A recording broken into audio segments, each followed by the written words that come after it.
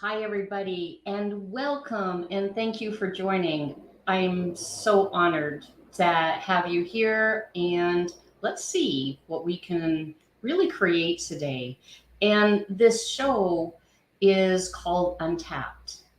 And really, it's about all the places in our world where we are actually living on a cocktail napkin when we have an entire smorgasbord ahead of us. So, what I looked at today as a conversation is wow, it's so interesting that what we try to do and spend an enormous amount of time doing is trying to figure things out as if we would get to the bottom of it. And I know it sounds kind of odd, but is there ever a place where we can get to the bottom of it? And did you ever notice like your mind is like being on a hamster wheel? So you have a particular scenario, and then your mind goes around and around and around as if you're going to figure it out. But can you ever do it from that? And is that what we use? I look at it kind of like as entertainment value rather than moving on to something that will work for us. And do we get another question? All of our answers from our mind? Or do we actually have a sense of knowing that is completely different? So let's look at a scenario just as thought is thought. So the thoughts that you have, that you think you have, do you think that they're private? I mean, are they private, your thoughts? Do they actually come from awareness or are they in your head? I mean, it's kind of, well, thought provoking. But how many of the thoughts that you're aware when you're trying to figure things out, some of them might be current, some of them might be awareness, and some of them might be referencing the past. Like, how many of you try to figure things out as if they're figure it outable?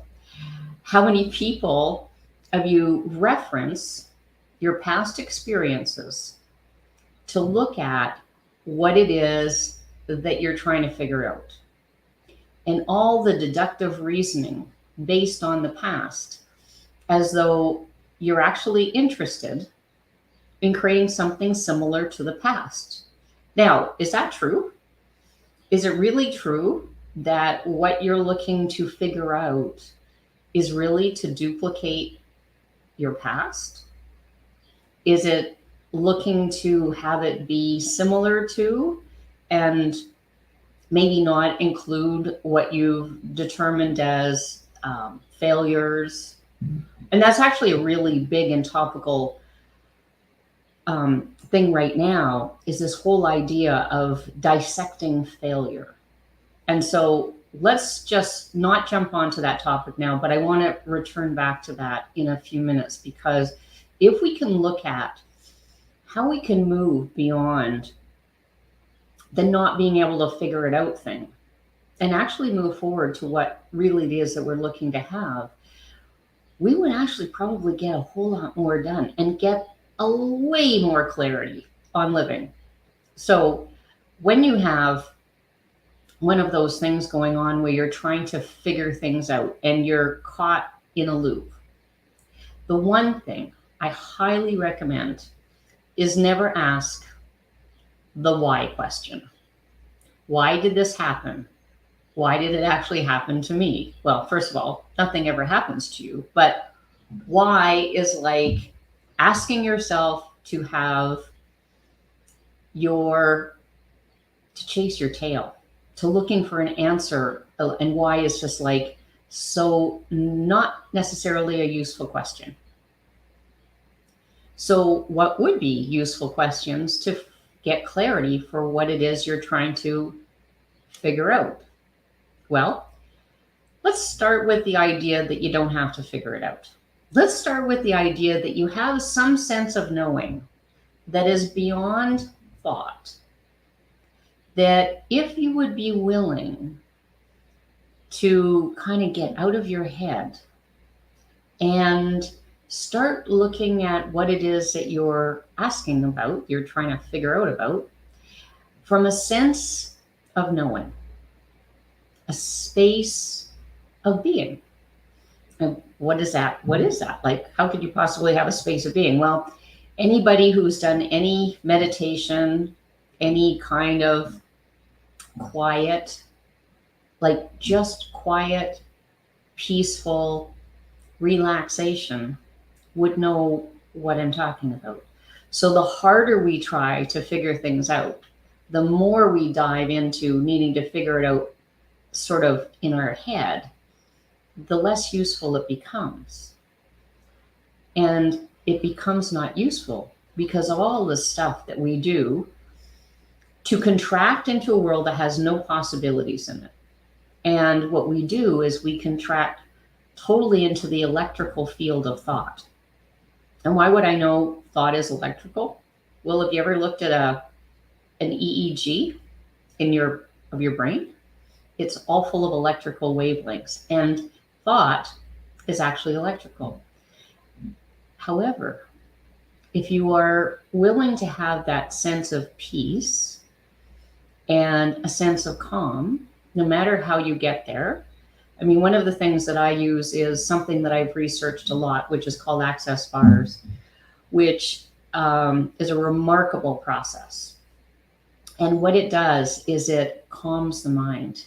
And from that, you can get a sense of peace that is far beyond anything that I've ever experienced in any other way. In fact, when I go and meditate, I get so many ideas in my head, so many possibilities of what I could do. I can't actually stay where I am because it becomes so challenging to stay focused on with all of these new ideas that come into my head. Not that I don't get that in other ways, but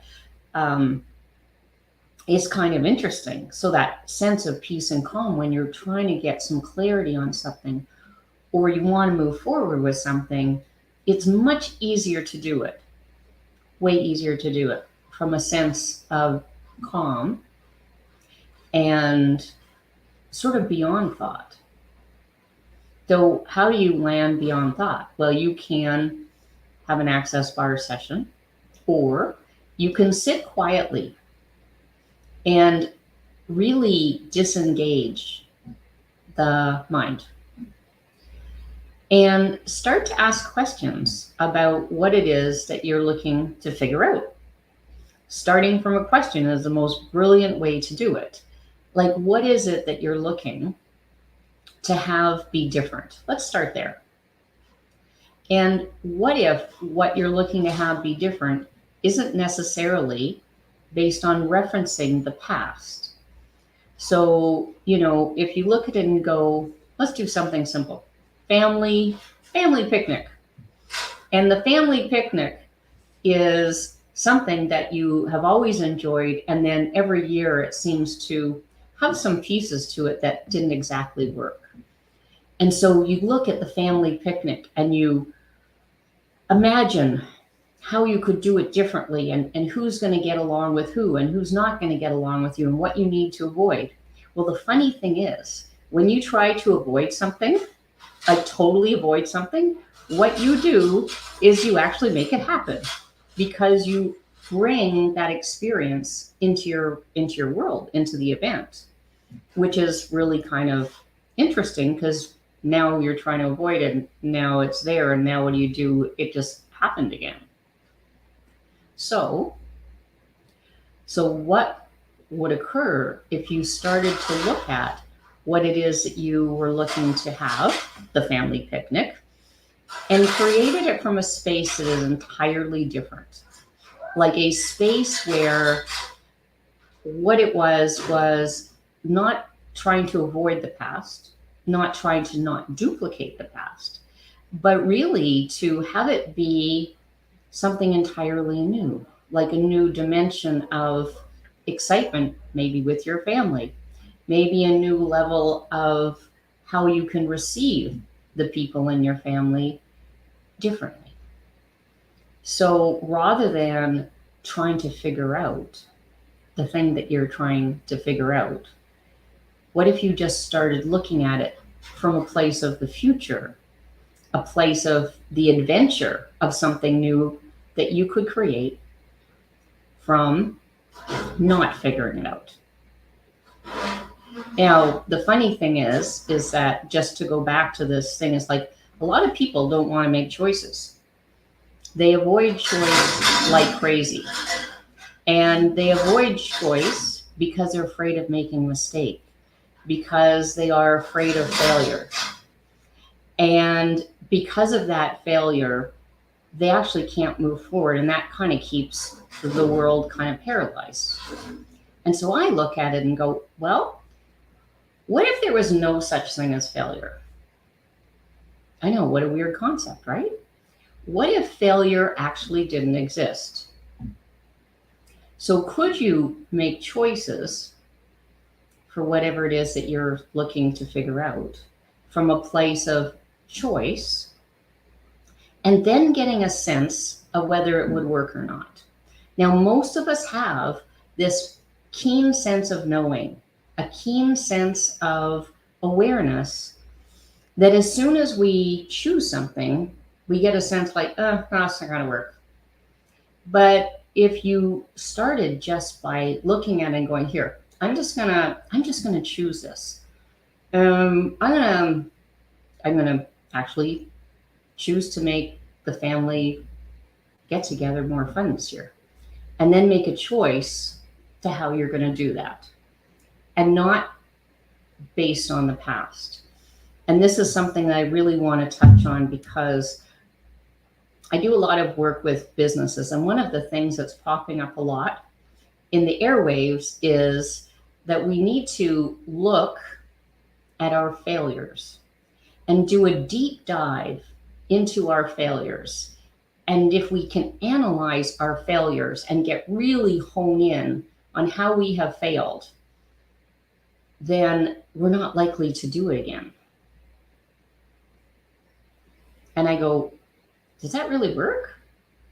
Like, is it just that, is it failure and making yourself so incredibly wrong for something that didn't work? Is that going to actually change your behavior towards it in the future? Or are you just going to be so afraid to make the same choice again that you actually start freezing every time you have to make a choice that invokes that kind of energy of failure again? Like, all of a sudden it's, oh my God, I might make a mistake, and it might happen again, because I've spent all of this time and energy in the world of, I have to dissect and make sure that I don't fail again, that I don't do that wrong again. And I look and go, what if failure didn't exist? What if, when you made a choice, and we all make choices, actually, probably every second of the day we do, actually, in fact, but we made a choice, we went forward with it with a kind of sense that it was going to work, right? We don't walk around trying to muck up our lives that much from the intention of, let me really do a really good job at screwing up my life today. It's more like, oh, wow, okay, I'm going to do this. I get the sense it's going to turn out great. I'm going to go forward with it. I'm going to put all my energy into it. And then sometimes it just doesn't turn out the way you planned it, for a whole bunch of reasons. But really, truly, was it that it failed, or was it just a choice that, for all the components that went into it, actually just didn't turn out the way you planned it? And now, if you could, just for 1 second, and what I really mean is 1 second, look at the pieces of information that you get from that particular event, that now you know that you could grab. I probably wouldn't bring this person to the event again, or I may use a different AV company, or just small pieces, and just take them as notes to self from a piece of information that is like, okay, that part didn't work. I'm going to grab those pieces for future reference. And now no longer look at whatever that was as failure, because you didn't plan to fail. It wasn't a failure. It's your judgment that makes it a failure. And if you want to live your life feeling wrong, feeling horrible, spending days, if not weeks, figuring out how you're wrong again, more figure outable stuff, then that's actually a way you could do life if you wanted to. But what if you don't have to? What if you could just look at it from a sense of, I did that and that didn't work. And, I have this new analogy. And the analogy is that I use it often with my clients. And it's like, okay, so you bought this new spread and you decided for lunch you're going to have a sandwich. And you're going to try this new spread, whatever it is, on and put it between two slices of bread as a sandwich. And then you take one bite and you go, oh, this isn't really what I had in mind. And then the next thing you do is go, okay, I had one bite. I'm not eating any more of this. Note to self, I'm not buying that spread again. Throw the bread in the garbage, the sandwich in the garbage, and then make something entirely different. And that give whatever it is that's going on in your life that much credence, because that's all it deserves, is like, that didn't work. Okay, now what? And with almost everything that we do, we could actually do it from that perspective. We would move through life a lot faster. And if you notice by that example about the sandwich, there's no doing it wrong. There's no planning to fail. It wasn't really a failure. It was just something that didn't work the way you planned it. And then you can quickly move on to what it is that is really important for you. So when we look at these ideas that we need to dissect our past, to dive deep into how wrong we were when we've done things, how things didn't turn out well, and take our attention to what we want to create and have as a future, and not figure it out, but look at it from the perspective of what is it that you want to enjoy? What is it that you want to create? And if you can do it from the adventure of what's available to you, then it can be a whole lot more fun. And would you actually really need to figure it out if you were working from that perspective? Would you really need to figure out in the finest detail about what was going to happen, which we can't figure out what's going to happen because, the universe isn't kind of like that. It gives us all kinds of information. People give us all kinds of information, and it can be miraculously even greater if we jump out of the idea that we need to figure it out as we go along. We can create it as we go along. We can live with it from a sense of being able to tap into what we know rather than figure it out. And I don't know about you, every time I've tried to plan something and make it that it had to be an exactly perfect certain way, it actually never really turns out that way. And in fact, oftentimes is more challenging. And our minds can so get in the way of what it is that our minds get in the way so much. And they tell us a whole bunch of things that are not true. Have you ever noticed that? Like, have you ever noticed how you have a moment and all of a sudden you start judging yourself and you go, well, I shouldn't have been eating that cookie. That cookies are bad for you. They're sugar. And everyone's talking about sugar these days as if sugar is bad. But actually your mind uses most of the sugar in your body.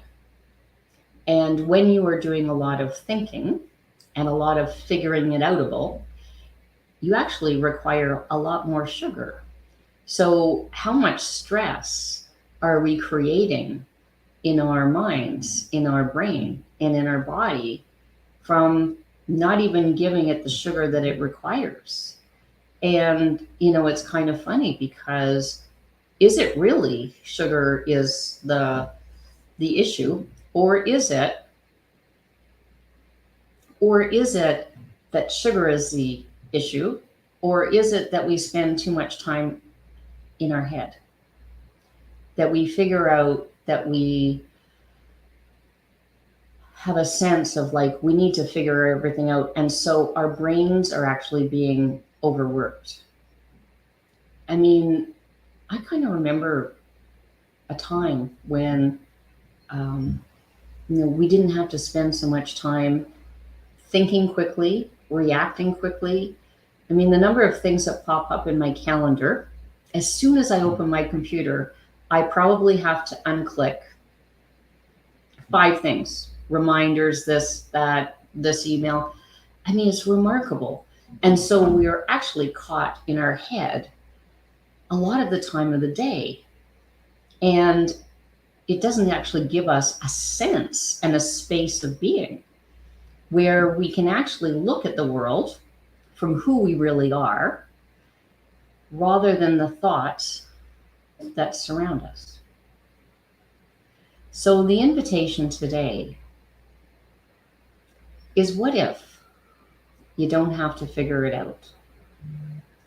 What if you could do things from an entirely different perspective? What if you could tap into your sense of knowing, which is highly remarkable? So I have this interesting analogy that I used at a talk I did lately, how, sharks have been on the planet actually longer than people. And what happens is, before there's a big storm, the sharks have this sense of the barometric pressure changing. And what they do is they start to go down into the water, into deeper depths. And why do they do that? Because they know that the way to survive the big storm that's coming 2 weeks from now is, if they were to survive, they need to know that they have to go to deeper depths. So how many things do you know? Have you ever asked yourself, when you're looking at creating something new, what do I really know about this? And tap into what you know rather than the electrical thought processes that take you back into failure, back into trying to figure it out, which has no creativity to it whatsoever. So what if you have knowing like a shark does? What do you know? What do you really know? I bet if you start asking yourself a question like, when you're looking at something, what is it that I truly know here about this? Don't look for the answer, but address it from a sense of peace and calm, and see what pops in. I mean, it's kind of interesting because most people who say, what do you know about what's going to happen with the weather tomorrow? Most people will actually be able to tell you. They don't have to look at their phone. They don't have to check in on it. In fact, when I was a kid, we would be sent off to go play. And we didn't have watches. We didn't have cell phones. We were told to come back at lunchtime. And we knew when lunchtime was. And it was kind of uncanny. We didn't look at the sky and go, okay, the sun is 30 degrees to the right. Oh yeah, must be lunchtime. We had a sense of knowing when lunch was. So what is it that you know about that, if you didn't have to figure it out, would actually give you a level of creativity, a degree of peace and certainty that you have not yet considered? Because one of the things that is really remarkable about tapping into knowing is that you have an uncanny sense of where you can navigate the world without having to be frantic about what's going to happen next. Because knowing gives you a sense of security, I would say. Not that anything is really secure, but if you were to, let's say, I was going to, if I knew I was going to walk into a brick wall, if I knew it, would I do it? Well, not unless I wanted to have a bloody nose. So if you tap into your knowing for how you're navigating the world, you're more likely not to walk into a brick wall. You are so more likely to have a sense of peace and future that is unfathomable, which is part of this idea of untapped. We have untapped resources that we don't even know we have, and nobody talks about it. But if you were to be willing to tap in that to that which you know, the resources, the sense of calm, the sense of being able to navigate your life and the future will be much easier, much a greater level of certainty and a greater level of future that you can tap into, that will allow you more calm, more peace, and more creativity and more adventure in life. And so the next time you go to figure something out, what would happen if you unchose figuring it out and chose to ask yourself, what do you know? And what is it that you would like to create from whatever it is the direction, let's say, from whatever it is you're trying to figure out? And see if it's way more fun. See if you can actually start to function beyond the electrical thought patterns and the necessities to live in the past. So you could create and live a remarkable life that brings you to a place of future, the kind that you would want, the kind that would work for you, and one that is totally honoring of you, no matter what went on, and you could start enjoying life more. So thank you for joining me on Untapped, and we'll see what we'll jump into next week and what untapped pieces of us are available that we haven't ever tapped into before. And let's get off the cocktail napkin and into the life of adventure and fun and more living. Thanks, everybody. Thanks for joining me. And I'll see you next week. Bye.